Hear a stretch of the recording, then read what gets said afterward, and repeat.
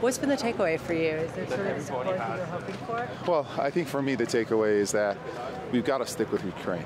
No one knows when this war is going to end, but I wanted to go there on the ground. We've got teams working in Ukraine, taking refugees to safety, doctors to hospitals, teachers to schools, and I wanted to be there to show my personal support and seeing the people of Ukraine, how entrepreneurial they are, how hopeful they are, and how full of pride they are about their country, really hit home how we all have to stand behind Ukraine, and that's certainly my intention. And I know that Uber actually has continued to operate during this period in Ukraine.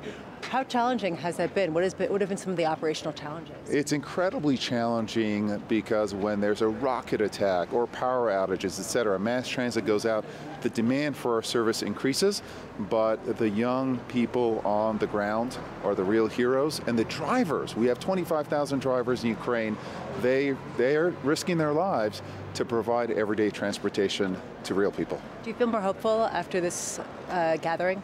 I am absolutely feeling more hopeful because the backing of Ukraine is total here, but we know that there are some really, really hard months ahead of us. I know that you're rushing off to dinner and rushing off to your next event, but you also are very passionate about the electrification of the Uber fleet, and I'm wondering if you could talk a little bit about what that entails in 2030. Do you think that working with automakers will actually reduce the costs for customers, increase the cost? Is it basically all a wash in terms of the environment? Well, we have to make sure that electric vehicles are coming out that are affordable for our drivers to make the switch. Right now, we're investing $800 million of our own capital, essentially reducing the commission rates when our drivers switch over to electric, but eventually those economics are going to have to be created by like incentives to go electric, which means affordable electric vehicles. Customers love it, riders love electric vehicles,